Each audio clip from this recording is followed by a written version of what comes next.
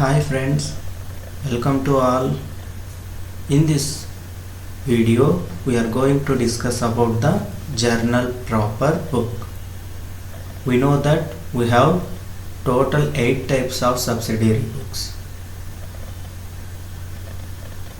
So we know one by one. First one is purchase book, second one is purchase returns book, third one is sales book, fourth one is sales returns book, fifth one is cash book, sixth one is bills receivable book, seventh one is bills payables book, and eighth one is journal proper. ఈ వీడియోలో మనము journal proper book గురించి మనము discuss చేసుకుంటాం. So what is journal proper book? Journal proper book is the 8th subsidiary book. In this book, all those transactions which cannot be recorded in the other 7 subsidiary books are recorded. ఈ journal proper book అనేది 8th subsidiary book. ఈ బుక్లో మనము ఏ transactions అయితే remaining 7 subsidiary బుక్స్లో record చేసుకోలేము అటువంటి ట్రాన్సాక్షన్స్ని ఈ జర్నల్ ప్రాపర్ బుక్లో రికార్డు చేసుకుంటాము. సో అసలు ఏ ట్రాన్సాక్షన్స్ జర్నల్ ప్రాపర్ బుక్లో రికార్డ్ చేసుకుంటాము అంటే, so here is the uses of journal proper. What type of transactions we record in journal proper book means, number 1, opening entries, number 2, purchase of assets on credit, number 3, sale of assets on credit, number 4, rectification errors, number 5, adjustment entries, number 6, closing entries, and number 7 is transfer entries. These are all transactions we record in journal proper book. First one is opening entries. First of all, what is opening entries? The entries which are made to open new set of books in the beginning of the new accounting year are called as a opening entries. So ఒక accounting year complete అయిన తర్వాత next accounting ఇయర్లో మనం new set of బుక్స్ని start చేసేటప్పుడు previous year ఉన్న assets and liabilities అన్నిటినీ next year స్టార్టింగ్కి, next year బిగినింగ్కి మనము opening ఎంట్రీస్గా రాసుకోవడము జరుగుతుంది. సో అటువంటి ఎంట్రీస్నే మనము ఓపెనింగ్ ఎంట్రీస్ అంటాం. The assets and liabilities brought by the traders to start a new business should be recorded first in the journal proper book. ఇంకా journal proper బుక్లో మనము ఒక trader ఏవైతే బిజినెస్ స్టార్ట్ చేసేటప్పుడు ఏవైతే అసెట్స్ అండ్ లయబిలిటీస్ని తీసుకొని వస్తాడో ఆ అసెట్స్ అండ్ లయబిలిటీస్ని ఫస్ట్ ఎక్కడ రికార్డ్ చేసుకుంటామంటే జర్నల్ ప్రాపర్ బుక్లోనే మనం రికార్డు చేసుకుంటాము. The balances of assets and liabilities of the previous year balance sheet are to be transferred to the next year's opening entries. Previous year balance షీట్లో ఉన్న assets and లయబిలిటీస్ని next ఇయర్కి transfer చేస్తూ రాసే ఎంట్రీస్ని మనము ఓపెనింగ్ ఎంట్రీస్ అంటాము. The entries to record such opening balances of assets and liabilities and capital are said as opening entries.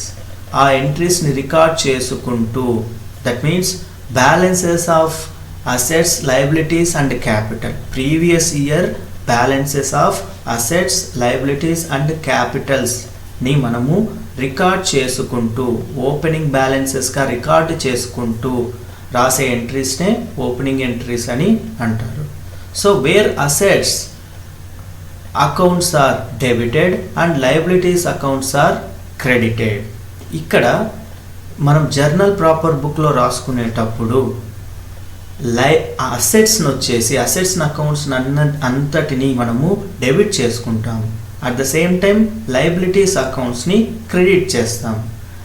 The difference between total assets and total liabilities value is capital. We know the accounting equation, right? So from the accounting equation we will get the capital. So capital equals to assets total minus liabilities total. That's why the difference between total assets minus total liabilities value is a capital. ఏదైతే total అసెట్స్కు total లయబిలిటీస్కు ఉన్న difference అమౌంట్నే మనం ఇక్కడ capital అంటున్నాం. దాన్ని ఇక్కడ మనము కింద ఒక ఈక్వేషన్ ద్వారా చెప్పడం జరిగింది. అదేంటంటే capital equals to assets total minus liabilities total. Previous year ఉన్న అసెట్స్ టోటల్ అన్నిటి నుంచి ప్రీవియస్ ఇయర్ ఉన్న లయబిలిటీస్ టోటల్ అన్నిటిని లెస్ చేస్తే మనకు క్యాపిటల్ అనేది వస్తుంది. So we can get capital through the assets total minus liabilities total. So these are the opening and entries. And next transactions are purchases of assets on credit. Purchases of assets on credit. In the organization we can purchase assets on two bases. One is cash basis and second one is credit basis. If we purchased assets on cash basis, we record those transactions in the cash transactions. ఎప్పుడైతే మనము అసెట్స్ని cash బేసిస్కు purchase చేస్తామో అప్పుడు అటువంటి ట్రాన్సాక్షన్స్ని cash బుక్లో record చేస్తాం.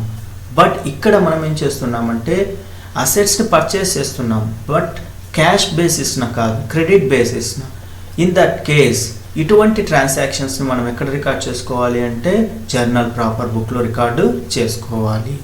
And third transaction is sale of assets on credit.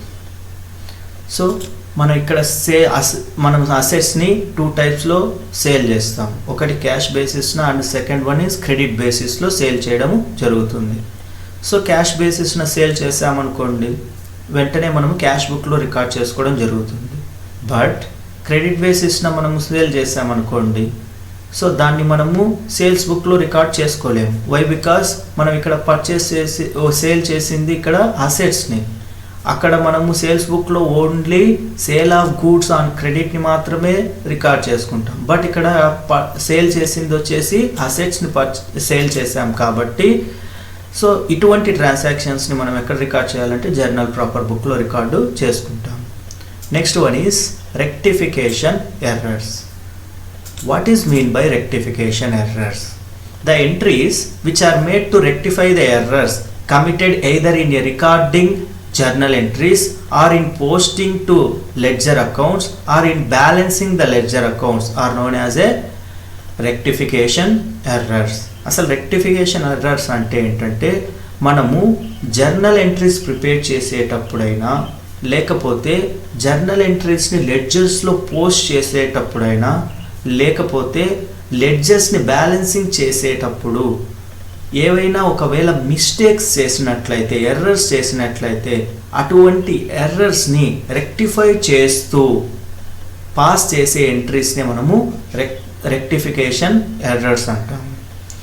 Before the preparation of final accounts all the errors are to be detected and the rectification entries are to be passed in the journal proper. So final accounts prepare చేసే ముందే మనం ఏం చేయాలి అంటే ఈ errors అన్నిటిని find out చేసి ఆ ఎర్రర్స్ ఎక్కడెక్కడ మనము ఎర్రర్ చేసామో ఆ ఎర్రర్స్కు రిలేటెడ్గా రెక్టిఫికేషన్ ఎంట్రీస్ పాస్ చేయాలి. అది ఎక్కడ పాస్ చేయాలి అంటే జర్నల్ ప్రాపర్లో పాస్ చేస్తూ ఆ ఎర్రర్స్ అన్నిటిని రెక్టిఫై చేసుకోవాల్సి ఉంటుంది. ఎందుకు రెక్టిఫై చేయాలి అంటే ఎప్పుడైతే ఎర్రర్స్ని రెక్టిఫై చేసినట్లయితేనే అప్పుడు మాత్రమే మనం ట్రూ ప్రాఫిట్ ఆర్ లాస్ అనేది ఫైండ్ అవుట్ చేయొచ్చు. ఒకవేళ ఎర్రర్స్ రెక్టిఫై చేసుకోలేకపోతే ట్రూ ప్రాఫిట్ ఆర్ లాస్ అనేది మనకు తెలియదు అన్నమాట. సో అందుకోసము మనము before going to prepare final accounts we shall detected the errors and pass necessary rectification entries in the journal proper book. This is about the rectification entries. Next one is adjustment entries. Adjustment entries. What is mean by adjustment entries? At the time of preparation of final accounts of the business firm, some adjustments are to be made. The journal entries relating to the adjustments are known as adjustment entries. So ఎప్పుడైతే మనము final accounts prepare చేసేటప్పుడు ఎప్పుడైతే at the time of preparation of final account some adjustments are to be made. ఎప్పుడైతే final accounts prepare చేస్తామో ఆ టైంలో మనము కొన్ని అడ్జస్ట్మెంట్స్ అనేవి తయారు చేయాల్సి ఉంటుందన్నమాట. సో ఆ జర్నల్ ఎంట్రీస్ని ఆ అడ్జస్ట్మెంట్స్ని చేయడానికి మనం కొన్ని జర్నల్ ఎంట్రీస్ని పాస్ చేస్తాం. అటువంటి ఎంట్రీస్ని అడ్జస్ట్మెంట్స్ ఎంట్రీస్ అంటారు. సో జనరల్గా ఈ అడ్జస్ట్మెంట్స్ ఎంట్రీస్ అనేటి వేటికి రిలేట్ అయి ఉంటాయంటే outstanding expenses, prepaid expenses, income receivables, income received in advance, depreciation or appreciation of fixed assets etcetera వీటికి సంబంధించి ఉంటాయి. అడ్జస్ట్మెంట్స్ ఎంట్రీస్ అనేటివి అవుట్ స్టాండింగ్ ఎక్స్పెన్సెస్కు రిలేటెడ్ అయినా ఉండొచ్చు, లేకపోతే ప్రీపెయిడ్ ఎక్స్పెన్సెస్కు రిలేటెడ్ అయినా ఉండొచ్చు, లేకపోతే ఇన్కమ్ రిసీవబుల్కు రిలేటెడ్ అయినా ఉండొచ్చు, లేదా income received in advance or depreciation or అప్రిషియేషన్కు సంబంధించి మనము అడ్జస్ట్మెంట్స్ ఎంట్రీస్ని పాస్ చేయాల్సి ఉంటుంది. మోర్ ఓవర్ ఎక్కడ పాస్ చేస్తామంటే జర్నల్ ప్రాపర్ బుక్లో మనం పాస్ చేస్తాము. ఇక్కడ రిమైనింగ్ 7 సబ్సిడరీ బుక్స్లో మనం రికార్డ్ చేసుకోలేము కాబట్టి ఇటువంటి అడ్జస్ట్మెంట్ ఎంట్రీస్ని మనం జర్నల్ ప్రాపర్ బుక్లో రికార్డ్ చేసుకోవడం జరుగుతుంది. Next closing entries. What is meant by closing entries? At the end of every financial year, the entries recorded to transfer the balances of all the nominal accounts to the trading and profit and loss account are known as closing entries. So every financial year or every accounting year end లో మనము కొన్ని బ్యాలెన్సెస్ని, కొన్ని nominal account బ్యాలెన్సెస్ని మనము trading and profit and loss అకౌంట్కు transfer చేస్తూ మనం రాసే ఎంట్రీస్నే క్లోజింగ్ ఎంట్రీస్ అంటాం. వై? బికాస్ క్లోజింగ్ ఎంట్రీస్ అని ఎందుకు అంటున్నామంటే ఈ క్లోజింగ్ ఎంట్రీస్ని మనం ఎప్పుడు రికార్డ్ చేస్తామంటే at the end of the accounting year all the nominal accounts, that means expenses, losses, incomes and gains. So all these nominal accounts we should transferred trading account and profit and loss account.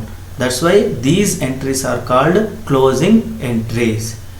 The nominal accounts such as expenses and losses are debited and incomes and gains are credited to trading and profit and loss accounts. ఈ expenses and losses ని మనము trading and profit and loss అకౌంట్కు debit చేస్తాము and incomes and గెయిన్స్ని trading and profit and loss అకౌంట్స్కి credit చేయడము జరుగుతుంది. So these are the closing entries. And next one is transfer entries. What is meant by transfer entries? The entries required to record the transfer of some amount from one account to another account are known as transfer entries. So ఈ ఎంట్రీస్ని మనము transfer ఎంట్రీస్ని ఎందుకు use చేసుకుంటామంటే ఒక account నుంచి ఇంకొక అకౌంట్కు అమౌంట్ను transfer చేయడానికి use చేసే ఎంట్రీస్నే ట్రాన్స్ఫర్ ఎంట్రీస్ అంటారు. సో ఈ ఎంట్రీస్ ఎగ్జాంపుల్ ఏంటంటే some of these entries are transfer of profit to reserve fund, transfer of drawings to capital account.